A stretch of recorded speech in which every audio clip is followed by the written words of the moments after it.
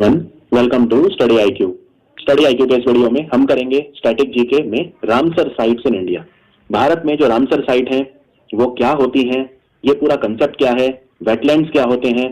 तो आइए वीडियो को शुरू करते हैं। पहले आपको ये समझना जरूरी है कि ये जो शब्द है वेटलैंड, इसका मतलब क्या होता है। ये आपने बहुत बार वर्ड सुना होगा।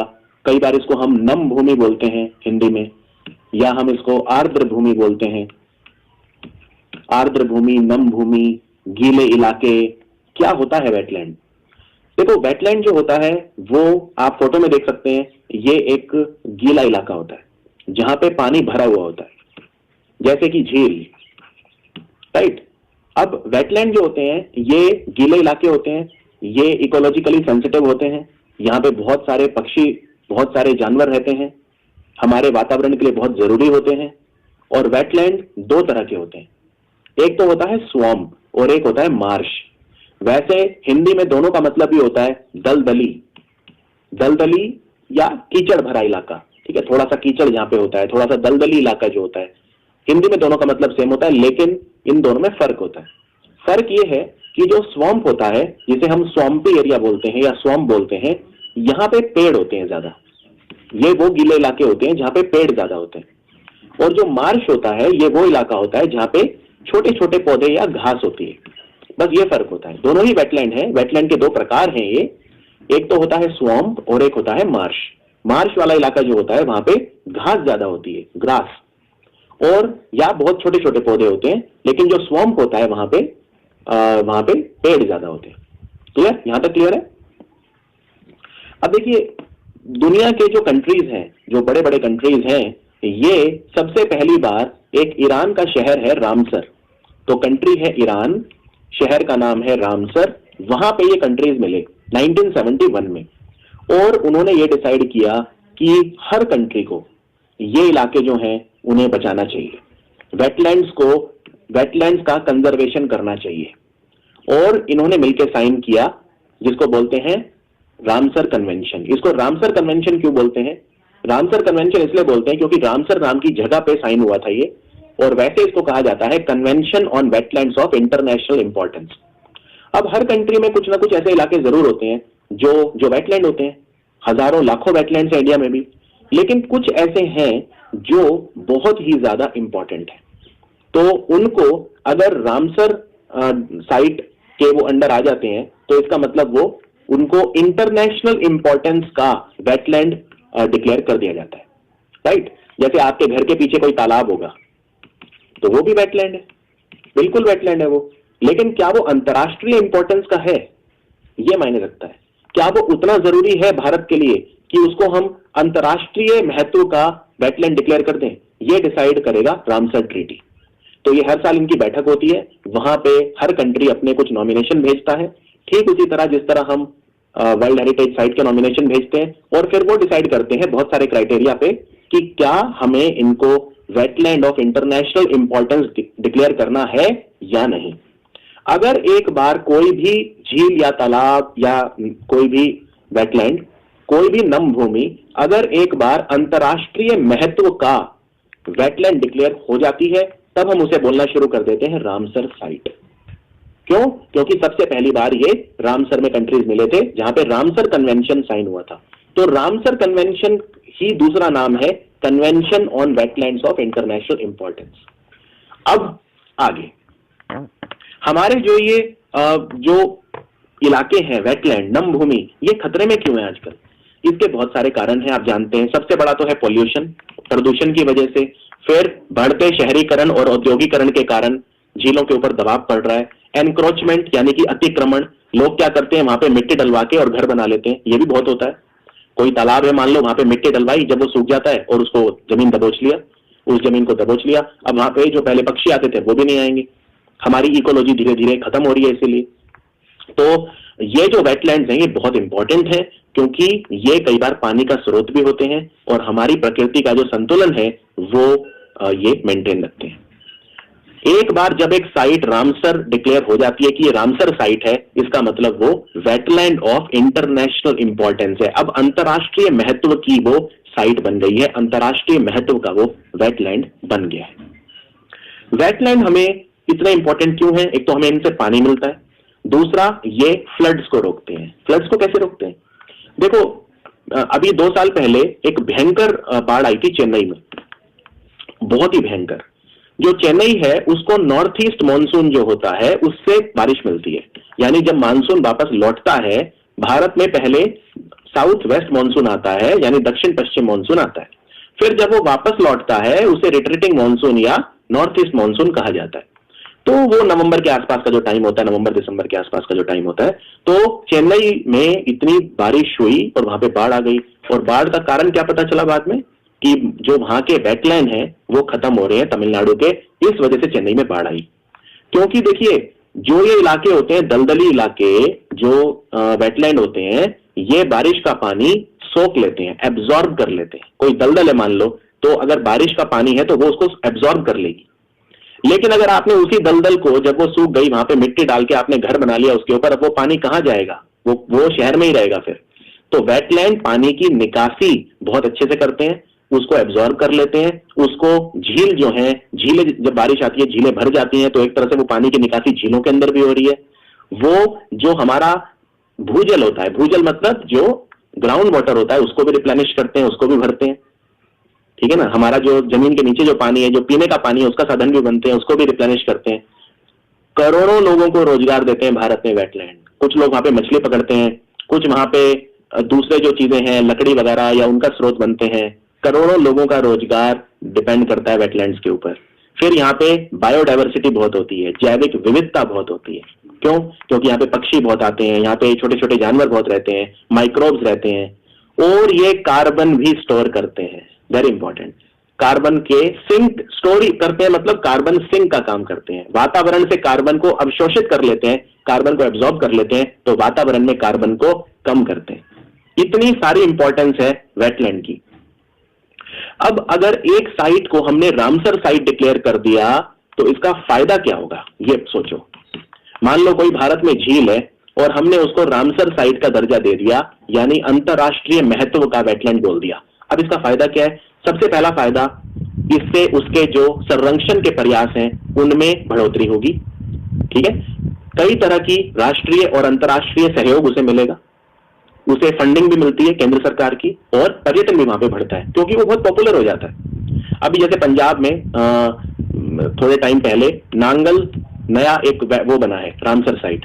अब लोग देखेंगे कि भाई नांगल क्या है, ये रामसर इतना क्या है इसमें कि ये रामसर साइट बन गया, तो वो वहां पे जाएंगे, पर्यटन को बढ़ावा मिलेगा, पैसा आएगा तो संरक्षण के कार्य बढ़ते हैं। दूसरी बात, अंतर्राष्ट्रीय सहयोग बढ़ता है और राष्ट्रीय सहयोग बढ़ता है। कैसे?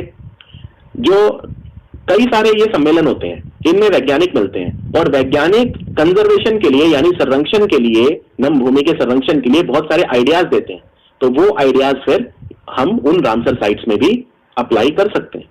बहुत तरह के रिसर्च होते हैं, बहुत तरह के थीसिस होते हैं, वो बताते हैं कि कैसे उनका संरक्षण करना है, कैसे उनका प्रबंधन करना है। तो नॉलेज शेयरिंग होती है, पर्यटन को बढ़ावा मिलता है, उससे लोगों का रोजगार भी ज्यादा होता है। डायरेक्ट एम्प्लॉयमेंट और इनडायरेक्ट एम्प्लॉयमेंट दोनों बढ़ते हैं, अवेयरनेस बढ़ती है, जागरूकता बढ़ती है जब किसी साइट को रामसर साइट डिक्लेयर कर दिया जाता है। तो भारत में वैसे तो हजारों भी नहीं, लाखों कहूंगा मैं तो वेटलैंड्स है, लेकिन उनमें से सिर्फ 37 ऐसे हैं जो अंतरराष्ट्रीय महत्व के हैं, यानी कि रामसर साइट है। तो 37 है इंडिया में, पहले 27 थे, अभी इस साल फरवरी 2020 में 10 और जोड़ दिए गए हैं, तो टोटल इनकी संख्या 37 है।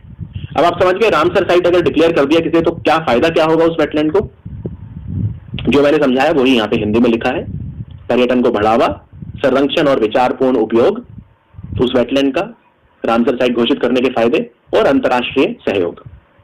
अच्छा, अब एक इंपॉर्टेंट चीज समझिए, आपने एक वर्ड और सुना होगा कई बार, जिनको बोलते हैं पीटलैंड। पीटलैंड क्या होता है? ये भी बहुत इंपॉर्टेंट वर्ड है। देखो, वेटलैंड ही होते हैं पीटलैंड, लेकिन थोड़ा सा डिफरेंट है। डिफरेंट कैसे है? आप एक फोटो दिखाता हूं। अब ये जो है, ये कहीं पे पानी था, वेटलैंड है, और इसमें फूल, पत्तियां, फल, जो पौधे हैं वो मर जाते हैं, कई बार वो टूट के गिर जाते हैं, पौधों की पत्तियां गिरती रहती हैं, तो वो वहां पे गिरती रहती हैं। अब अगर मान लीजिए ये जो वेटलैंड है, इसमें लीव्स, पौधों की पत्तियां, पौधे और भी तमाम सारी चीज, घास वगैरह, वो मिल गई, पानी में मिल जाते हैं गिर के, ठीक है। यहाँ पे देखिए ये जो है वेटलैंड, इसमें कितने सारे ये एक जमावड़ा हो गया है, और ये जमावड़ा जो है एक के ऊपर एक गिरता रहता है। अब जब एक के ऊपर गिरता रहता है और मान लीजिए ऊपर मिट्टी आ गई, तो फिर इनका विघटन नहीं हो पाता, यानी ये टूट नहीं पाते। नॉर्मली क्या होता है, नॉर्मली ये होता है, मान लो एक पत्ती है, एक पत्ती को अगर आप उसमें मिट्टी मिला दो उसके अंदर, कुछ दिनों के बाद वो पत्ती आपको नजर नहीं आएगी, क्योंकि पत्ती पूरी तरह से मिट्टी में मिल जाएगी, मिट्टी ही बन जाएगी, आपको नजर नहीं आएगी वो, ठीक है। इसी तरह से कोई मान लो एक फल है, उस फल को अगर आप मान लो मिट्टी में छोड़ दो, ये मिट्टी है, मिट्टी के ऊपर आपने कोई फल रख दिया, इस फल को आप देखो, ये आपको 1 महीने के बाद नजर नहीं आएगा, ये मिट्टी में ही मिल जाएगा। क्यों? क्योंकि बहुत सारे बैक्टीरिया, बहुत सारे सूक्ष्म जीव इसके ऊपर एक्ट करेंगे और ऑक्सीजन की मदद से एरोबिक डिग्रेडेशन करेंगे, इसका विघटन करेंगे, इसको तोड़ेंगे, इसको फ्रेगमेंट करेंगे, जिन तत्वों में ये बना है उसी में टूट जाएगा और फिर ये हमारे वातावरण में मिल जाएगा।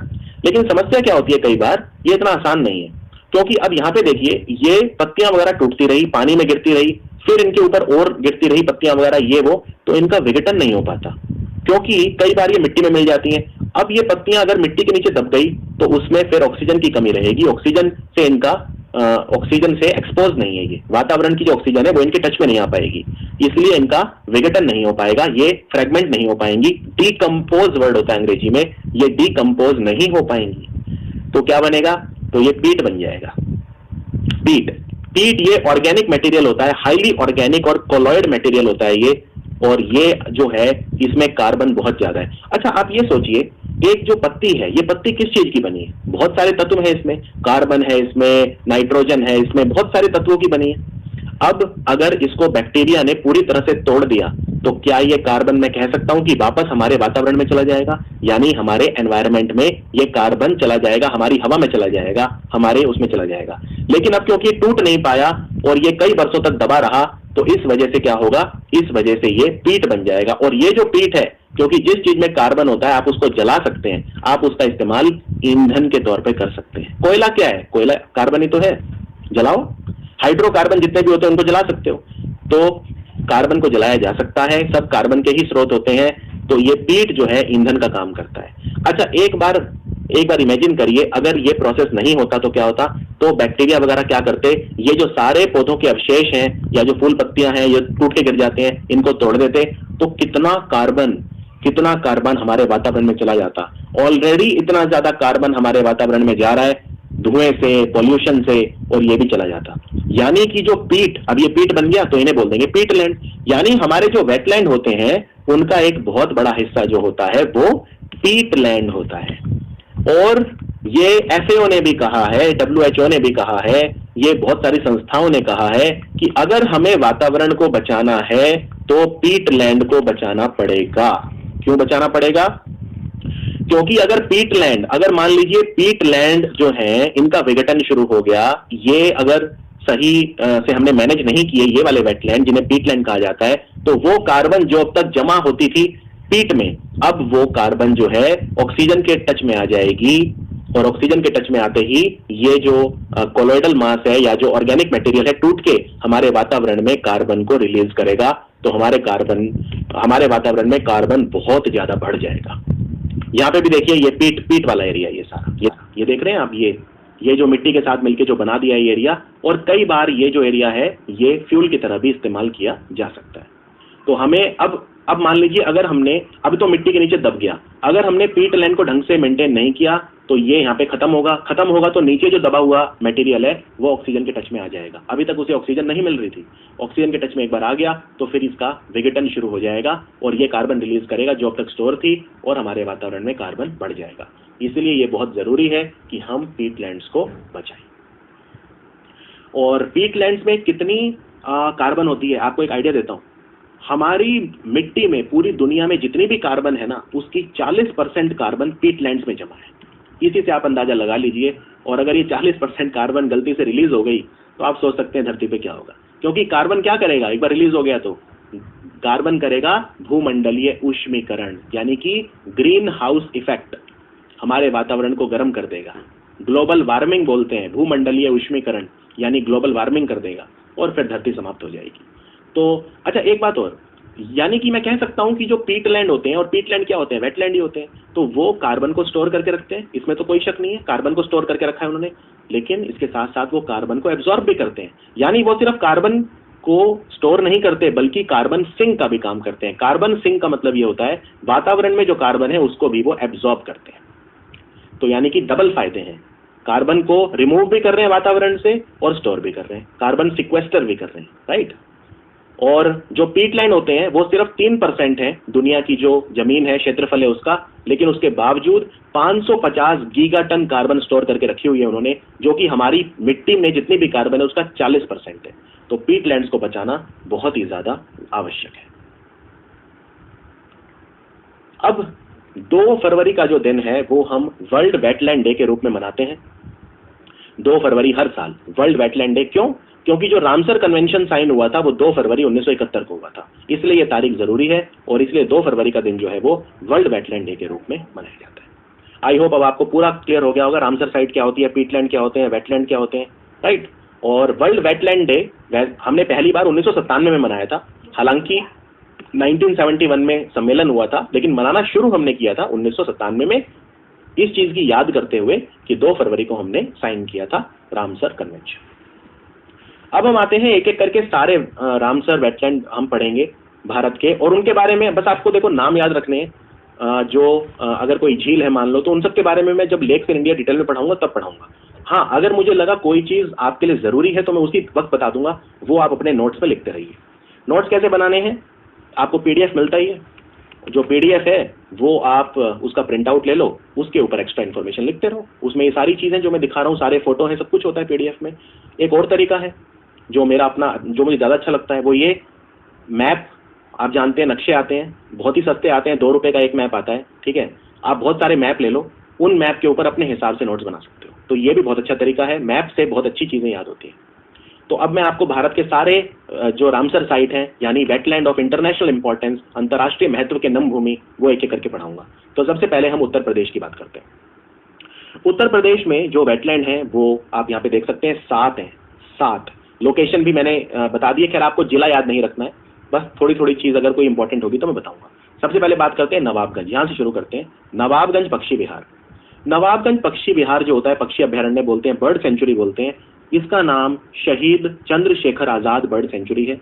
तो हमारे स्वतंत्रता सेनानी चंद्रशेखर आजाद, उनके नाम पे इसका नाम चंद्रशेखर आजाद बर्ड सेंचुरी रखा हुआ है। उन्नाव में है वैसे ये, उन्नाव जो यूपी में उन्नाव जिला है वहां है ये। और यहाँ पे एक हिरण भी बहुत मिलते हैं, हिरण भी बहुत आते हैं, डियर पार्क अलग से बनाया हुआ है यहाँ पे, याद रखिए। और यहाँ पे पूरी दुनिया से पक्षी आते हैं, चाहे वो यूरोप है, साइबेरिया, साइबेरिया मतलब रूस का एक पार्ट है, साइबेरिया ठंडा इलाका है, साइबेरियन क्रेन वगैरह ये सब पक्षी बहुत देखे जाते हैं नवाबगंज पक्षी विहार में, जिसको चंद्रशेखर आजाद पक्षी विहार भी बोलते हैं। अब हम बात करते हैं पार्वती आर्गा पक्षी विहार की।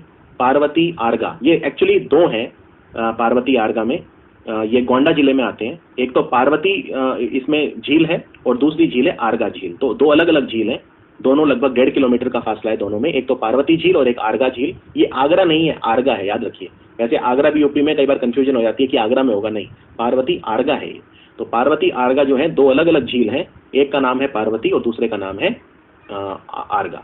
और इनको सरयू नदी से पानी मिलता था, पहले सरयू नदी से पानी मिलता था, ये फिर ओक्स बाउ लेक बन गए थे, ओक्स बाउ लेक। और अभी मैं समझाऊंगा ओक्स बाउ लेक क्या होता है, गोखुर झील बोलते हैं इन्हें, तो गोखुर झील क्या होती है वो मैं समझाऊंगा अभी आपको। फिर बात करते हैं हम समन पक्षी विहार की, समन बर्ड सेंचुरी। तो समन पक्षी विहार जो है ये मैनपुरी में है, पश्चिम यूपी में है, और यहाँ भी काफी पक्षी देखे जाते हैं समन बर्ड सेंचुरी में। फिर समसपुर जो पक्षी विहार है, समसपुर पक्षी विहार ये रायबरेली में है, ये भी यूपी में काफी इंपॉर्टेंट है, काफी पर्यटक यहाँ पे आते हैं। फिर है सैंडी या सांदी पक्षी विहार पक्षी अभ्यारण्य, और ये जो है हरदोई में है, इसको दहर झील भी बोलते थे पहले, दहर झील बोलते थे इसे पहले, सैंडी पक्षी विहार को। और फिर है अपर गंगा, यानी गंगा नदी का जो ऊपरी गंगा नदी है उसका वो इलाका जो ब्रिज घाट से नरोड़ा तक जाता है। नरोड़ा फेमस है, यहाँ पे न्यूक्लियर पावर प्लांट भी है, नाभिकीय संयंत्र है न्यूक्लियर पावर प्लांट नरोड़ा में, यूपी में। तो ब्रिज घाट से लेके नरोड़ा तक जो गंगा नदी का जो स्ट्रेच है वो भी एक रामसर साइट है। क्यों? क्योंकि यहाँ पे मिलती है डॉल्फिन, एक तो यहाँ पे डॉल्फिन मिलती है और एक मगरमच्छ मिलता है, विशेष मगरमच्छ जिसको घड़ियाल कहा जाता है। घड़ियाल, वैसे भारत में 3 तरह के मगरमच्छ होते हैं, लेकिन आप याद रखिए कि घड़ियाल वाला जो मगरमच्छ है वो यहाँ मिलता है। तो डॉल्फिन और घड़ियाल के लिए विशेष तौर पे मशहूर है ब्रिज घाट से लेकर नरोला तक का इलाका। तो आई होप मैंने सारे कवर कर लिए। तो ये हैं हमारे, और एक ये भी है सरसई नवर झील। सरसई नवर झील जो है ये इटावा में है, और यहाँ पे ये जो सारस क्रेन है ये बहुत मिलता है, सारस कॉन्च भी बोलते हैं इसे। ये बेसिकली सबसे बड़ा पक्षी है जो उड़ सकता है, सारस क्रेन या सारस कॉन्च इसे बोलते हैं। तो ये यहाँ काफी मिलता है सरसई नवर झील में। तो ये हो गए हमारे यूपी के 7 रामसर साइट। अब मैंने आपको एक वर्ड बताया था, वो है गोखुर झील। ये गोखुर झील क्या होती है और कैसे बनती है, इस पर मैं थोड़ा सा प्रकाश डालना चाहता हूँ। देखो बेसिकली क्या होता है, कभी भी ना नदी ऐसे नहीं बहती कि भाई एकदम सीधी बह रही है, नहीं, नदी तो हमेशा सर्पीली तरह से बहती है, एकदम सर्प की तरह, राइट। और इसे विसर्प कहा जाता है, नदी विसर्प, या अंग्रेजी में बोलते हैं मिएंडर। मिएंडर मतलब जब एक नदी सर्पीली तरह से बहती है तो उसे मिएंडर कहा जाता है। जैसे ये नदी देखिए यहाँ पे, ये फोटो, ये नदी ऐसे घुमावदार बहती है हमेशा। और अगर घुमावदार नहीं भी होती शुरू में तो बाद में घुमावदार हो जाती है, क्योंकि वो समय के साथ उसमें परिवर्तन आते हैं। और ये जब घुमावदार नदी बहती है तो उसमें क्या होता है, बड़ा इंटरेस्टिंग है ये। चलिए हम एक, अगर मान लीजिए घुमावदार नदी है तो इसका हम ये वाला हिस्सा ले लेते हैं। मान लीजिए ये हिस्सा ऐसे है, ये हिस्सा एक छोटा सा हिस्सा ले रहा हूं मैं नदी का, ये ऐसे है, ठीक है। अब नदी का पानी मान लेते हैं ऐसे बह रहा है, तो ये नदी का पानी ऐसे आएगा फिर, ठीक है। अब जब ऐसे आएगा तो ये सीधा जाके ऊपर टकराएगा पहले, फिर यहां पे नीचे आएगा, ठीक कह रहा हूं। पानी का भाव आप इमेजिन करिए, ये पॉइंट ए है और ये पॉइंट बी है, नदी का पानी यहां से यहां तक बह रहा है, तो कैसे बहेगा, यहां से ऐसे आ रहा है, ये पानी एकदम से ऐसे जब घूमेगा तो ऊपर टकराएगा जाके और फिर नीचे आएगा। जब ये बार बार ऊपर टकराएगा तो क्या होगा, यहां पे मिट्टी हटती जाएगी, क्योंकि पानी बार बार टकरा रहा है यहाँ पे, तो वहां पे मिट्टी हटती जाएगी। और यहाँ पे पानी का बहाव स्लो है, तो यहाँ पे जो मिट्टी अपने, जो ये पानी है अपने साथ मिट्टी लेकर आया है, ये यहाँ पे डिपॉजिट होती जाएगी, ठीक है। ऊपर टकरा रहा है तो ऊपर से मिट्टी हटेगी, और ये जब मिट्टी हटेगी तो कुछ तो यहाँ बैठ जाएगी और कुछ पानी अपने साथ ही मिट्टी लेके आता है, सिल्ट वगैरह लेके आता है। वो अलूवियल सॉइल खास तौर पे इस बात के लिए फेमस है, ये वो मिट्टी होती है अलूवियल सॉइल जो मिट्टी अपने साथ लेके आती है, जलोढ़ मिट्टी बोलते हैं, जलोढ़, ठीक है। तो ये यहाँ पे डिपॉजिट होती रहेगी नीचे। अब अगर मैं इसी चीज को कुछ समय के बाद देखूंगा, क्योंकि यहाँ पे ये मिट्टी हटती जा रही है, तो ये ज्यादा घुमावदार ऐसे हो जाएगी, यानी ये ऐसे हो जाएगी कुछ समय के बाद, क्योंकि ऊपर वो टकरा टकरा के वो हो रहा है, तो ये कुछ समय के बाद आपको ऐसे दिखाई देगी, यानी और ज्यादा घुमावदार हो जाएगी बार बार। अब यहाँ पे ये पानी फिर ऊपर जाके टकरा रहा है, तो फिर यहाँ पे डिपॉजिट होता जाएगा, फिर ऊपर से और वैसी हो जाएगी। तो कुछ समय के बाद आप देखेंगे तो ये बिल्कुल ऐसी हो जाएगी, एकदम बिल्कुल ऐसी हो जाएगी, राइट। नीचे मिट्टी डिपॉजिट होती जा रही है और ऊपर से हटती जा रही है। और कुछ समय के बाद क्या होगा, ये यहाँ पे ये वाला जो एरिया है ये अलग हो जाएगा और ये पानी यहाँ से सीधा चला जाएगा, नदी सीधी हो जाएगी, ये वाला इलाका अलग रह जाएगा। तो ये वाला जो शेप है कैसा है, ये यू शेप है, ये यू शेप के लेक बन जाएंगे और इन्हें बोलते हैं गोखुर झील। ये मेन नदी से फिर अलग हो जाएंगे, नदी फिर सीधी हो जाएगी, यानी यहां से ये पहले कुछ इस तरह थी, फिर ये कुछ इस तरह हुई, फिर और ज्यादा इस तरह हुई, और फिर यहां से सीधी हो गई और ये वाला इलाका कट गया। अब यहाँ पे देखिए, ये मेरे पास, ये देखिए, ये यहाँ पे बिल्कुल क्लियर है। ये जो नदी है ये पहले ऐसे बहती थी कभी, लेकिन वो धीरे धीरे जो है ये इलाका जो है ये पूरा अलग हो गया। अब ये नदी एकदम सीधी हो गई है और ये बिल्कुल एक अलग झील बन गई। ये जो झील है इसकी बनावट देखिए, ये यू शेप की झील है, इसे गोखुर झील या ओक्स बाउ लेक बोलते हैं, ओक्स बाउ लेक। तो ओक्स बाउ लेक जो होते हैं ये जनरली नदी से अलग होकर बनते हैं और नदी की जो संरचना है उसके हिसाब से बनते हैं। और एक नदी क्योंकि वो घुमावदार होती है तो कई तरह के ओक्स बाउ लेक बना सकती है, जगह जगह पे वो ओक्स बाउ लेक बना सकती है। तो ये भी मेरे को लगा एक बार बता देता हूँ। चलिए अब हम बात करते हैं केरल के जो झील है। केरल में 3 रामसर साइट है। एक तो है वेम्बानाड कोल झील। वेम्बानाड कोल झील भारत की सबसे लंबी झील है, पूरे भारत की सबसे लंबी झील है वेम्बानाड कोल झील। और यहाँ पे ये आप देख रहे हैं नेहरू, ये जो बोट है ये नेहरू बोट रेस भी होती है, जो आपने केरल में कई बार देखा होगा, जब वहाँ का टीवी पे वो भी आता है पर्यटन का विज्ञापन, तो उसमें नाव की रेस होती है। तो नेहरू बोट रेस इस झील में करवाई जाती है हर साल, वेम्बानाड कोल झील। और ये बहुत बड़ी झील है, ये कई जगह फैली हुई है। कोची में है, फॉर एग्जाम्पल कोची बंदरगाह जो है वो इसी झील के किनारे है, कोची बंदरगाह। और ये झील फिर लक्षद्वीप सी में मिल जाती है, लक्षद्वीप सी में जाके गिर जाती है ये झील, वहां से कंटिन्यूटी रहती है उसकी। और वेम्बनाड कोल झील कोलाम में भी, ये जो मेनली अलप्पुझा और कोची में है। ये अष्टमुड़ी झील कोलाम में है, केरल में जगह है कोलाम, वहां पे है अष्टमुड़ी झील। और बेसिकली अष्ट का मतलब होता है 8, तो ये जो झील है ऐसा माना जाता है कि 8 बार घूमती है। इनफैक्ट मलयालम भाषा में अष्टमुड़ी मतलब होता है 8 चोटियां, जैसे वो बालों की चोटियां होती हैं जिन्हें अंग्रेजी में ब्रेड कहा जाता है, तो 8 ब्रेड, तो 8 घुमावदार वो हैं इसमें, इसलिए इसे अष्टमुड़ी कहा जाता है। और ये जो नदी है ये केरल के कोलाम में है। फिर है ये झील जिसे हम बोलते हैं सास्थामकोट्टा, सास्थामकोट्टा भी केरल में है। और ये नदी, ये सास्थ नाम का एक मंदिर है, उसके नाम पे इसका नाम सास्थामकोट्टा है। तो ये नदी भी कोलाम में है, केरल में। वेम्बनाड कोल नदी जो है ये मेनली कोची में है, और साथ में एक जगह है जिसको लिखते हैं अलाप्पुझा, बोलते हैं अलाप्पुया, ठीक है। इसको वेनिस ऑफ द ईस्ट कहा जाता है, Venice of the east. Actually क्या है ना, जैसे आपने अगर इटली का वेनिस शहर देखा हो तो वहां पे बिल्डिंग्स के बीच में ऐसे हो जाते हैं, कनाल बने हुए हैं, और इसी तरह की बिल्कुल आकृतियां यहाँ पे हैं, इसलिए इसे पूर्व का वेनिस कहा जाता है। किसको? अलाप्पुया को, ALAPUZHA, अलाप्पुई बोलते हैं, अलाप्पुया लिखते हैं अल्पुजा, अलाप्पुजा। ये मलयाली भाषा में जो Z होता है इसको L बोलते हैं, तो ये अलाप्पुया हो जाता है। तो ये केरल की है। अब बात करते हैं महाराष्ट्र और मध्य प्रदेश, दोनों में एक एक है, कोई खास नहीं है। और महाराष्ट्र को भी अभी मिली है, फरवरी 2020 में अपना पहला रामसर साइट मिला है। तो महाराष्ट्र वाला जो है उसको देखते हैं, ये है नंदुर मधमेश्वर। नंदुर महेश जो मधमेश्वर है ये पक्षी विहार है, नासिक में है। नासिक में है तो ऑब्वियसली गोदावरी नदी से इसका नाता है, नासिक से निकलती है, त्र्यंबकेश्वर मंदिर से गोदावरी नदी निकलती है। महाराष्ट्र का पहला रामसर साइट है।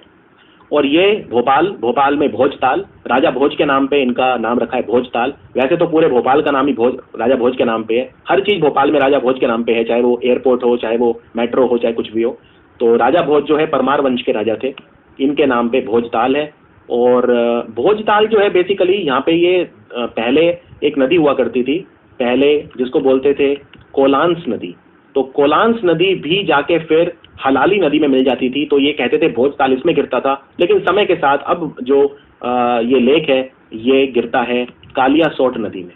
तो कालियासोट नदी जो है ये बेतवा की सहायक नदी है, यानी आप एक तरह से ये बोल सकते हैं कि जो भोजताल का पानी है वो बेतवा में कंटिन्यूटी उसकी रहती है। नदी का नाम है कालियासोट, ठीक है। और यहाँ पे भोपाल में भोज जो वेटलैंड है, भोज नम भूमि में 2 चीजें आती हैं, एक तो भोजताल आता है और एक लेक और है जिसको लोअर लेक बोलते हैं, LOWER, लोअर लेक। इन दोनों को मिला के भोज वेटलैंड कहा जाता है। तो ये भोपाल में है और ये काफी इंपॉर्टेंट है। अब हम बात करते हैं राजस्थान और गुजरात की। ये नीचे गुजरात है, ऊपर राजस्थान है। तो पहले गुजरात देख लेते हैं। यहाँ पे एक ही है, नल सरोवर पक्षी विहार। नल सरोवर जो पक्षी विहार है ये लगभग अहमदाबाद से 40-50 किलोमीटर दूर है लगभग, और ये भी बहुत पॉपुलर है, बहुत पक्षी यहाँ पे आते हैं, बहुत सारे जो पक्षी यहाँ पे देखे जाते हैं। फिर है ये ऊपर राजस्थान में 2 हैं, एक तो है केवलादेव और दूसरा है सांबर झील। सांबर झील जो है ये एक्चुअली काफी न्यूज में रहती है, क्योंकि अभी जैसे यहाँ पे बहुत सारे पक्षी मारे गए थे, यहाँ पे एक जहर फैल गया था जिसका नाम था बोट्युलिनम टॉक्सिन।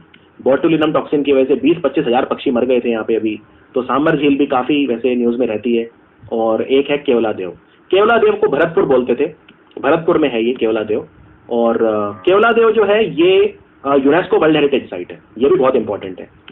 ये यूनेस्को वर्ल्ड हेरिटेज साइट है। एक ही रामसर साइट है जो वर्ल्ड हेरिटेज साइट भी है, ठीक है। वैसे सुंदरबन भी है, हाँ सुंदरबन भी वर्ल्ड हेरिटेज साइट है। तो आप कह सकते हैं 2 हैं, सुंदरबन एक ये भी है, रामसर साइट भी है और वर्ल्ड हेरिटेज साइट भी है। तो केवलादेव राष्ट्रीय उद्यान भी यूनेस्को वर्ल्ड हेरिटेज साइट है। बहुत सारे पक्षी यहाँ पे आते हैं और बहुत दूर दूर से आते हैं। और एक बात और याद रखिए, इसको मॉन्ट्रियक्स रिकॉर्ड में भी रखा हुआ है। कई बार आप ये वर्ड सुनेंगे, मॉन्ट्रियक्स रिकॉर्ड क्या होता है। देखो मॉन्ट्रियक्स जो है ये एक जगह है स्विट्जरलैंड में। स्विट्जरलैंड में जनेवा नदी है, तो जनेवा नदी, जनेवा शहर भी है, तो जनेवा जो वहां पे झील है जिसको बोलते हैं जनेवा झील। तो जनेवा झील के पास एक जगह है जिसको बोलते हैं मॉन्ट्रियक्स। मॉन्ट्रियक्स में एक रिकॉर्ड रखा जाता है। क्यों रखा जाता है? देखो कई हमारे जो नम भूमि है, रामसर साइट है, वो डेंजर में है। क्योंकि मानव गतिविधियों की वजह से, प्रदूषण की वजह से, तो उन पे नजर रखी जाती है, कुछ समय के लिए नजर रखी जाती है। तो जिन पे नजर रखी जाती है उनको कहीं तो रखोगे, तो उनको मॉन्ट्रियक्स रिकॉर्ड में रखा जाता है। अब दूसरा सवाल, भारत में कितनी ऐसी रामसर साइट है 37 में से जो मॉन्ट्रियक्स रिकॉर्ड में रखी गई है? तो आंसर है सिर्फ दो, सिर्फ दो। तो एक तो है केवलादेव और दूसरा है लोकटक झील, मणिपुर की लोकटक झील। तो याद रखिए, ये आ सकता है कि मॉन्ट्रियक्स रिकॉर्ड में, जो कि एक अलग से रजिस्टर बनाया हुआ है, एक अलग से वो बनाया हुआ है रिकॉर्ड, मॉन्ट्रियक्स रिकॉर्ड, कि जिसमें उन रामसर साइट को रखा जाता है जो मानव गतिविधियों की वजह से उनमें बदलाव देखे जा रहे हैं, दुष्प्रभाव देखे जा रहे हैं, तो उन पे एक नजर रखी जाती है, विशेष नजर। तो उसमें दो हैं भारत के, एक तो है केवलादेव और दूसरा है लोकटक झील, सिर्फ दो हैं। This is very very important, ठीक है। तो केवलादेव हो गया भरतपुर में, राजस्थान। और सांबर झील जो है, देखो ये काफी खतरे में है। इनफैक्ट कई बार ये सूख जाती है पूरी, नमक बहुत ज्यादा मिलता है यहाँ से, नमकीन नमक की मात्रा बहुत ज्यादा है इसके अंदर। तो राजस्थान का लगभग सारा नमक यहीं से आता है, भारत का लगभग 8% नमक यहाँ से आता है। और तीन तीन जिलों में फैली हुई है सांबर झील, अजमेर, जयपुर और नागौर। तो बहुत बड़ी झील, आप इसको मैप पे देखेंगे तो आपको नमक ही नजर आएगा, बस अगर आप गूगल मैप पे इसको डालेंगे सांबर लेक को, तो आपको नमक ही नजर आएगा। तो सांबर झील जो है राजस्थान में है, और केवलादेव भी। केवलादेव की खास बात क्या है? ये मॉन्ट्रियक्स रिकॉर्ड में है, लोकटक झील भी मॉन्ट्रियक्स रिकॉर्ड में है। आगे बढ़ते हैं, अब हम बात करते हैं तमिलनाडु और आंध्र प्रदेश की। तो आंध्र प्रदेश में कोलेरू झील है, और कोलेरू जो झील है, यहाँ पे फ्लेमिंगो पक्षी बहुत आते हैं, ठीक है ना। ये एक बहुत इंपॉर्टेंट है कि यहाँ पे जो पक्षी आते हैं विशेष तौर पे, वो फ्लेमिंगो पक्षी बहुत आते हैं, बहुत खूबसूरत हंस जैसे दिखने वाले पक्षी होते हैं फ्लेमिंगो। इसके अलावा कोलेरू झील जो है, यहाँ पे ये दो जिलों में फैली हुई है, कृष्णा और वेस्ट गोदावरी जिला। और एक सबसे इंपॉर्टेंट बात, कोलेरू झील जो है, यहाँ पे एक पक्षी विहार भी है जिसको बोलते हैं अटापका, अटापका पक्षी विहार। तो अटापका पक्षी विहार कहाँ पे है? कोलेरू झील, आंध्र प्रदेश। आंध्र प्रदेश में एक और झील बहुत इंपॉर्टेंट है जिसको बोलते हैं पुलिकट झील, लेकिन वो रामसर साइट नहीं है, तो उसको नहीं पढ़ेंगे। अब हम आते हैं यहाँ पे आंध्र प्रदेश के बाद अब नीचे आ जाते हैं थोड़ा, यानी कि तमिलनाडु पे आ जाते हैं। तो तमिलनाडु में आप देख सकते हैं, ये जो जिला है ये नागपट्टिनम है, ये पौंडीचेरी यहीं पे, बिल्कुल पौंडीचेरी के एकदम नीचे, जो पुडुचेरी बोलते हैं, पुडुचेरी के एकदम नीचे है नागपट्टिनम जिला। अभी अभी नागपट्टिनम से अलग होके एक माइलादुतुरई नाम का जिला भी बना है। तो नागपट्टिनम जिले में है point Calimere wild life and bird sanctuary, यानी कि ये वन्य अभ्यारण्य भी है और पक्षी अभ्यारण्य भी है, दोनों है ये पॉइंट कैलीमेर। और ये जाना जाता है ब्लैक बक के लिए। ये देख रहे हैं, ये काला हिरण, इसको ब्लैक बक बोलते हैं। भारत में हरियाणा, पंजाब और आंध्र प्रदेश का राजकीय पशु है, तीन तीन राज्यों का स्टेट एनिमल है ब्लैक बक। तो ब्लैक बक के लिए फेमस है point Calimere wild life and bird sanctuary. आगे बढ़ते हैं, जम्मू कश्मीर, लद्दाख। तो सबसे पहले लद्दाख की बात कर लेते हैं, क्योंकि एक ही है, सो मोरीरी। सो का मतलब ही होता है झील, जो वहां की भाषा है लद्दाखी भाषा, उसमें सो का मतलब ही झील होता है, मोरीरी मतलब होता है पहाड़, तो माउंटेन लेक बोलते हैं इसे। सो मोरीरी झील जो है काफी ठंडी, मतलब लद्दाख में तो टेम्परेचर काफी कम रहता ही है, तो काफी ठंडी झील है ये सो मोरीरी झील। लद्दाख में एक ही है जो इंपॉर्टेंट है, एक और है जो एग्जाम में आती है, पेंगोंग सो। जो 3 इडियट्स मूवी आपने देखी होगी, उसमें जो झील दिखाई है वो पेंगोंग सो है। और इस झील का 2/3 हिस्सा चाइना में है, सिर्फ 1/3 भारत में है। मैं पिछले साल गया था वैसे पेंगोंग सो, बहुत ही खूबसूरत है, लेकिन ठंड बहुत है यहाँ पे। और सो मोरीरी भी लद्दाख में है। तो सो मोरीरी जो है वो रामसर साइट है, पेंगोंग सो नहीं। और अगर आपसे पूछा जाए ये जो सो मोरीरी है ये कौन सा पठार है, तो इसको बोलते हैं चैंगथांग प्लेट्यू, चैंगथांग पठार। पठार क्या होता है? पठार हम डिटेल में पढ़ेंगे, लेकिन जमीन से बहुत कम ऊंचाई पे होता है पठार, और बहुत ज्यादा ऊंचाई पे होती है हिल, और उससे भी ज्यादा ऊंचाई पे होता है पर्वत यानी माउंटेन। तो पठार की ऊंचाई बहुत कम रहती है, जमीन से उठा हुआ रहता है पठार। तो ये है चांगथंग का पठार, जहाँ पे सो मोरीरी झील है। उसके बाद होकेरा। होकेरा बस आप नाम याद रख लो, होकेरा। इसमें बेसिकली श्रीनगर के पास है, श्रीनगर राजधानी से सिर्फ 10 किलोमीटर दूर है होकेरा, और यहाँ पे झेलम नदी का पानी आता है, और श्रीनगर भी झेलम के किनारे ही है। फिर वुलर झील। वुलर झील मीठे पानी की बहुत बड़ी झील है, इनफैक्ट एशिया की सबसे बड़ी झीलों में से एक है मीठे पानी की वुलर झील, बांदीपोरा जिले में आती है, इसमें भी झेलम का पानी आता है। और एक है सुरिनसर मनसर। अब ये दो अलग अलग झील है छोटी छोटी, एक है सुरिनसर और एक है मनसर, जम्मू में है ये दोनों। सुरिनसर मनसर झील जो है ये दोनों जम्मू में है। अब बात करते हैं ओडिशा और वेस्ट बंगाल, ये वाले काफी इंपॉर्टेंट हैं। तो चिल्का लेक की बात करते हैं पहले। चिल्का लेक, देखो चिल्का लेक में एक पक्षी विहार भी आता है जिसको बोलते हैं नलबन। नलबन एक आइलैंड है वैसे बीच में, तो नलबन पक्षी विहार यहाँ पे बहुत इंपॉर्टेंट है चिल्का लेक में। चिल्का लेक जो है ब्रैकिश वाटर यानी कि नमकीन पानी की झील है, और ये इतनी बड़ी है कि कई जिलों में फैली है, जैसे पुरी, खुर्दा, गंजम जिला, कई जिलों में फैली हुई है चिल्का झील। तो याद रखिए, भारत की इनफैक्ट सबसे बड़ी जो भारत की सबसे बड़ी नमकीन पानी की यानी ब्रैकिश वाटर या साल्ट वाटर की झील है वो है चिल्का झील। और अगर आपसे पूछें भारत का सबसे ज्यादा नमकीन पानी किस झील में है तो वो है सांबर झील। दोनों में फर्क है। देखिए, सांबर झील जो है वो चिल्का झील से बड़ी नहीं है, लेकिन उसका पानी नमकीन ज्यादा है। यानी अगर आप 1 गिलास पानी ले लो सांबर झील का और 1 गिलास पानी ले लो चिल्का झील का, तो उसमें से नमक ज्यादा किस में निकलेगा? सांबर झील के पानी में निकलेगा। ठीक है, यानी सबसे ज्यादा नमकीन पानी सांबर झील का है पूरे भारत में, लेकिन चिल्का झील सबसे बड़ी नमकीन पानी की झील है। दोनों में फर्क है। तो सांबर झील वो मैंने बताया था, जयपुर, अजमेर, नागौर। फिर बात करते हैं ईस्ट कोलकाता वेटलैंड। ये एक अजूबा है ईस्ट कोलकाता वेटलैंड। ऐसा मैं क्यों कह रहा हूं? देखो, पूरे कोलकाता का जो गंदा पानी होता है, सीवेज, जो मल वगैरह सब पूरा गंदा पानी वो ईस्ट कोलकाता वेटलैंड में जाता है और प्राकृतिक तरीके से उसका विघटन होता है। यहाँ पे कुछ खास पौधे भी होते हैं, जैसे वाटर ह्यासिंथ का पौधा होता है, या आप लिख सकते हैं वाटर ह्यासिंथ, HYACINTH, जिसको एकॉर्निया कहा जाता है। तो ये जो पौधा है वो भी होता है। मतलब प्राकृतिक रूप से यहाँ पे ऐसे पौधे, ऐसे बैक्टीरिया होते हैं जो पानी को पूरी तरह से साफ कर देते हैं। इतना ही नहीं, अब एक जो गंदा पानी है, जब आप उसे साफ पानी प्राकृतिक तरीके से बनता है तो कुछ रह भी जाएगा। जो रह जाता है वो जानवरों के भोजन का काम करता है। तो वो जानवरों के लिए ऑर्गेनिक भोजन होता है। जो मछलियां वगैरह हैं वो बहुत ज्यादा पाली जाती हैं यहाँ पे ईस्ट कोलकाता वेटलैंड, और ये इसको दुनिया के अजूबे में भी जगह मिलती है। टेक्निक ऑफिशियली नहीं, लेकिन बहुत बड़े बड़े जो पर्यावरणविद हैं, जो पर्यावरण वैज्ञानिक हैं, वो ईस्ट कोलकाता वेटलैंड को एक अजूबा कहते हैं। दुनिया के बड़े बड़े वैज्ञानिक, दुनिया के बड़े बड़े पर्यावरणविद, पर्यावरण वैज्ञानिक, वो कहते हैं हमने ऐसा अजूबा कहीं नहीं देखा कि पूरे शहर का जो पानी है प्राकृतिक रूप से वो साफ हो रहा है। और यहाँ पे इतनी मछलियां पाली जाती हैं, क्योंकि मछलियां क्या करती हैं, वो गंदे पानी को वो उसमें साफ पानी में भी वो कर देती हैं, क्योंकि जो मल या ये सब जो चीजें होती हैं इनको वो ब्रेक डाउन कर देती हैं। बैक्टीरिया होते हैं बहुत सारे जो उनको ब्रेक डाउन कर देते हैं, और जो ब्रेक डाउन करके जो चीज बचती है वो जानवरों का भोजन हो जाती है। तो इस जैसा नमूना भारत में कहीं नहीं है। और अब एक दुख की बात यह है कि ईस्ट कोलकाता वेटलैंड धीरे धीरे खत्म होता जा रहा है, क्योंकि यहाँ पे जो मॉल्स बन रहे हैं, बिल्डिंग्स बन रही हैं, ये सब चीजें बन रही हैं यहाँ पे। क्योंकि कोलकाता एक मेट्रो है, आप जानते हैं, जमीन का उसका दबाव बहुत है, जनसंख्या दबाव बहुत है, कोलकाता में लोग बहुत रहते हैं, और उस वजह से धीरे धीरे अब जो इंडस्ट्रियलिस्ट हैं, उद्योगपति हैं, वो इसको हथिया रहे हैं। सुंदरबन के बारे में हम बहुत बात कर चुके हैं। सुंदरबन मैंग्रोव फॉरेस्ट है, दुनिया के सबसे बड़े, यूनेस्को वर्ल्ड हेरिटेज साइट है, टाइगर रिजर्व है, नेशनल पार्क है, क्या नहीं है सुंदरबन। सुंदरी के पेड़ होते हैं इसलिए सुंदरबन बोलते हैं, और टाइगर वगैरह मिलता है, बहुत तरह के नाना प्रकार के जानवर यहाँ पे पाए जाते हैं। सुंदरबन, ठीक है, यूनेस्को वर्ल्ड हेरिटेज साइट है। उसके बाद भीतरकनिका। भीतरकनिका बहुत जरूरी है। देखो, भीतरकनिका जो है, यहाँ पे 2 नदियां बहती हैं, ब्राह्मणी और बैतारनी। एक नदी है ब्राह्मणी और एक है बैतारनी नदी, और ये फेमस है। यहाँ पे मगरमच्छ मिलता है, और मगरमच्छ भी भारत में 3 तरह के होते हैं। तो मैं आपको इनके बारे में थोड़ा आइडिया देता हूँ। मगरमच्छ 3 तरह के कौन से होते हैं भारत में? जो मगरमच्छ होते हैं, एक तो होता है जिसका नाम ही है मगर, उसको बोलते ही है मगर, ठीक है। दूसरा है घड़ियाल, और तीसरा है एस्ट्यूराइन क्रोकोडाइल, जिसे साल्ट वाटर क्रोकोडाइल बोलते हैं, क्योंकि ये नमकीन पानी में रहता है। तो जो एस्ट्यूराइन क्रोकोडाइल है या साल्ट वाटर क्रोकोडाइल, वो सबसे ज्यादा पूरे भारत में भीतरकनिका नेशनल पार्क में मिलता है। और भीतरकनिका मैंग्रोव जो है, यहाँ पे एक तो भीतरकनिका नेशनल पार्क आता है, भीतरकनिका राष्ट्रीय उद्यान। इसके अलावा यहाँ पे गहिरमठ वाइल्ड लाइफ सेंचुरी भी आती है। और गहिरमठ वाइल्ड लाइफ सेंचुरी किसके लिए फेमस है? कछुए के लिए, जिसको बोलते हैं ओलिव रिडली कछुआ। ये बहुत ही छोटा कछुआ होता है, ओलिव रिडली टर्टल। और उड़ीसा में कोई भी जब स्पोर्ट्स इवेंट होता है तो आप देखेंगे उसका शुभंकर बनता है ओलिव रिडली टर्टल, ठीक है ना, ओलिव रिडली टर्टल।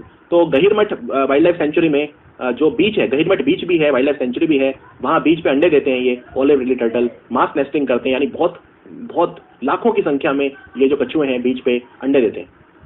एक और बीच है वहां पे, ऋषि कुल्या बीच जिसे बोलते हैं। तो ऋषि कुल्या बीच पे भी ओलिव रिडली टर्टल आपको मिलेंगे। तो 2 जगह मिलेंगे, गहिरमठ और ऋषि कुल्या, ये भी पूरा आपको ध्यान रखना है। तो भीतरकनिका नेशनल पार्क और गहिरमठ वाइल्ड लाइफ सेंचुरी दोनों हैं भीतरकनिका मैंग्रोव्स में। और मैंग्रोव है ये, आप जानते हैं मैंग्रोव पेड़ आप जानते हैं किस तरह के होते हैं, नमकीन पानी में होते हैं। तो साल्ट वाटर क्रोकोडाइल मिलता है, और पूरे भारत में सबसे ज्यादा सॉल्ट वाटर क्रोकोडाइल यहाँ मिलता है। इनफैक्ट सबसे बड़े क्रोकोडाइल होते हैं तीनों में, मगर, घड़ियाल और साल्ट वाटर क्रोकोडाइल में सबसे बड़े जो होते हैं वो यही होते हैं। तो this is very very important. Bhitarkanika बहुत इंपॉर्टेंट है। गहिरमठ वाइल्ड लाइफ सेंचुरी यहाँ पे है और भीतरकनिका नेशनल पार्क है। अच्छा, अब ये उड़ीसा में ये भी मिलते हैं क्या? क्या घड़ियाल और मगर भी मिलते हैं? हाँ, मिलते हैं। घड़ियाल वैसे उड़ीसा में मुख्यतः एक ही जगह मिलते हैं, और वो है सतकोसिया में। सतकोसिया टाइगर रिजर्व भी है, तो वहां पे घड़ियाल भी पाए जाते हैं। और मगर उड़ीसा में एक ही जगह मिलता है, जो है घोड़ाहाड़ा। जगह को बोलते हैं घोड़ा हाड़ा, GHODA घोड़ा हाड़ा, HADA घोड़ा हाड़ा। तो यहाँ पे मगर भी पाए जाते हैं। बाकी भारत में घड़ियाल और भी जगह मिलते हैं, जैसे जो बहुत सारी वाइल्ड लाइफ सेंचुरी, जैसे नेशनल चंबल सेंचुरी है, वहाँ मिलते हैं। कई जगह कटरनिया घाट वाइल्ड लाइफ सेंचुरी जो उत्तर प्रदेश में, वहाँ मिलते हैं। तो घड़ियाल भी काफ़ी जगह पाए जाते हैं। चलिए अब हम आते हैं पंजाब। पंजाब में बस आप नाम याद रख लो, कोई बहुत ज़्यादा वैसे नहीं पूछते हैं, लेकिन पंजाब में पहले 3 वेटलैंड होते थे, अब देखिए कितने सारे हो गए हैं, क्योंकि ये 3 नए बने हैं, 3 पहले थे, 6 हो गए हैं। तो यूपी के बाद सबसे ज़्यादा वेटलैंड यहीं पे हैं। तो इनके बारे में आपको एक एक लाइन बता देता हूँ। कंजली की बात करते हैं। कंजली वेटलैंड जो है ये कपूरथला में है, इसमें ब्यास का पानी आता है कंजली वेटलैंड में। फिर है हरिके वेटलैंड। यहाँ हरिके वेटलैंड जो है ये हरिके गांव का नाम है। यहाँ पे ब्यास और सतलुज नदी जो है दोनों का पानी आता है, दोनों मिलती हैं नदियाँ, ब्यास और सतलुज। और ब्यास और सतलुज नदियाँ जो है ये सिंधु की सहायक नदियाँ, इंडस की। फिर ब्यास कंजर्वेशन रिजर्व है, ब्यास संरक्षण रिजर्व जो है ब्यास नदी पे ही है। और यहाँ पे एक ऐसा जानवर मिलता है जो पूरे भारत में कहीं नहीं मिलता, जिसको बोलते हैं इंडस डॉल्फिन। एक विशेष तरह की डॉल्फिन भारत में सिर्फ ब्यास नदी में पाई जाती है। यहाँ पे ब्यास शहर भी है, काफ़ी फेमस है ब्यास शहर जो है, अध्यात्म के लिए भी फेमस है, अमृतसर के पास है यहाँ पे। फिर केशोपुर मियाँ कम्युनिटी रिजर्व है, केशोपुर मियानी कम्युनिटी रिजर्व, और ये भी पंजाब में, बस आप नाम याद रख लो। रोपड़ है, रोपड़ वेटलैंड भी इंपॉर्टेंट है, सतलुज नदी का पानी इसमें आता है रोपड़ वेटलैंड में। और फिर है नांगल। नांगल आपने भाखड़ा नांगल सुना है? भाखड़ा नांगल बांध, तो बस ये कुछ नहीं है, नांगल बांध ही है ये। नांगल वाइल्ड लाइफ सेंचुरी जो है ये है। यहाँ पे नांगल जो बांध है उसी का पानी है, उसी में जो जानवर वगैरह हैं, जो पक्षी वगैरह आते हैं, तो उसी को नांगल वन्यजीव अभयारण्य कहा जाता है। तो ये है पंजाब में 6।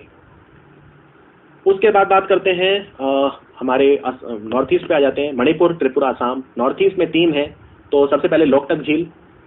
देखो लोकटक झील जो है ये इसमें तैरते हुए, मैं ध्यान दीजिए इस बात पे, तैरते हुए इस तरह की चीजें मिलती हैं, इन्हें फुमड़ी कहा जाता है, PHUMDI, फुमड़ी। यानी तैरती हुई जो वेजिटेशन है, यहाँ पे तैरती हुई वेजिटेशन, ऑर्गेनिक कंटेंट जो होता है उसे फुमड़ी कहा जाता है, उसके लिए फेमस है लोकटक झील। और यहाँ पे भारत का एकमात्र तैरता हुआ नेशनल पार्क है, जिसे बोलते हैं कीबुल लमजाओ। कीबुल लमजाओ राष्ट्रीय उद्यान ये यहीं पे है, लोकटक झील में ही, और ये तैरता हुआ नेशनल पार्क है, राष्ट्रीय उद्यान। लोकटक झील आपको बता दूं पूरे नॉर्थ ईस्ट की सबसे बड़ी झील है मीठे पानी की, यानी कि फ्रेश वाटर की, लोकटक झील। फिर रुद्रसागर झील है, ये पिछले साल न्यूज में आई थी 2019 में, क्योंकि यहाँ पे बत्तख छोड़ी गई थी पानी को साफ करने के लिए। ये जो महल देख रहे हो आप, इसको नीर महल बोलते हैं, वेरी इंपॉर्टेंट। नीर महल पूरे त्रिपुरा का सबसे ज्यादा इंपॉर्टेंट टूरिस्ट स्पॉट है, और ये रुद्रसागर झील के बीच में है नीर महल। महाराजा वीर विक्रम माणिक्य किशोर का महल है ये, जिनके नाम पे अगरतला का एयरपोर्ट रखा हुआ है। फिर असम में आते हैं। असम में दीपोर बिल। दीपोर बिल जो है ये असम में है, कमरूप जिले में आता है ये, कमरूप जिले में। तो ये है नॉर्थ ईस्ट में 3 रामसर साइट। हिमाचल में देख लेते हैं। हिमाचल में रेणुका, आपने रेणुका मंदिर सुना होगा, ये मंदिर है रेणुका मंदिर। रेणुका जी त्योहार लगता है हिमाचल में, तो वो यहीं लगता है, रेणुका झील में लगता है। और बस आप ये याद रख लो कि रेणुका झील जो है यहाँ पे रेणुका जी त्योहार लगता है, और जो है ये सिरमौर जिले की बात हो रही है। वैसे रेणुका झील की एक बात और भी है इंपॉर्टेंट, कि रेणुका कौन थी? रेणुका भगवान परशुराम की माता जी थी। ऐसा माना जाता है भगवान परशुराम का जन्म यहाँ पे हुआ था, ये इस जगह पे हुआ था जहाँ मंदिर बना दिया है। और भगवान परशुराम विष्णु के 6ठे अवतार थे। विष्णु के 10 अवतार हैं, 10वां धरती पे भी नहीं आया है, 9 आ चुके हैं, तो 6ठे अवतार परशुराम थे। चंद्रताल झील है, चंद्रताल भी पूछ सकते हैं, लाहौल स्पीति में है ये। और इसमें चंद्र बेसिकली नदी का नाम है, जो चेनाब की सहायक नदी है, तो ये याद रखिए। पोंग डैम, ये इंपॉर्टेंट है, महाराणा प्रताप सागर बोलते हैं इसे, महाराणा प्रताप सागर बोलते हैं पोंग डैम को। और ये कांगड़ा में आता है, ब्यास नदी का पानी इसमें है। तो ये है हिमाचल के 3 रामसर साइट। तो हमने सारे कवर कर लिए पूरे 37 के 37, ठीक है। अब हम काफ़ी कॉन्फिडेंट हो गए। और ये मैप है पूरा, आप एकदम डिटेल्ड मैप है, आप ब्लैक एंड वाइट या कलर जो भी आपको प्रेफरेंस आपकी है उस हिसाब से रिवीजन कर सकते हैं। रामसर साइट बहुत इंपॉर्टेंट है आपके कॉन्फिडेंस के लिए भी। अब आपको लेकिन सब कुछ पता है रामसर साइट के बारे में, रामसर साइट होती क्या है, रामसर का मतलब क्या है, वेटलैंड क्या होते हैं, पीटलैंड क्या होते हैं, सब कुछ डिटेल में हमने पढ़ा इस वीडियो के अंदर। कोई भी डाउट हो आप मुझे सोशल मीडिया पे, इंस्टाग्राम वगैरह पे मैं काफ़ी एक्टिव हूँ, वहाँ मुझसे आप डाउट पूछ सकते हैं। तो Ramsar site is a very important topic for your exam, and I hope you enjoyed the topic. तो अब मिलेंगे, यहाँ पे टेबल भी बना दिए, टेबल में सब कुछ लिख दिया है मैंने, कौन सा कहाँ है, किस साल में बना, और वो सब कुछ लिख दिया है। टेबल से भी आप रिवीजन कर सकते हैं, आपके PDF में आपको मिलेगी। सो ये था हमारा वीडियो, मिलते हैं फिर स्टैटिक जीके के एक और अध्याय में। देखते रहिए study IQ app static course.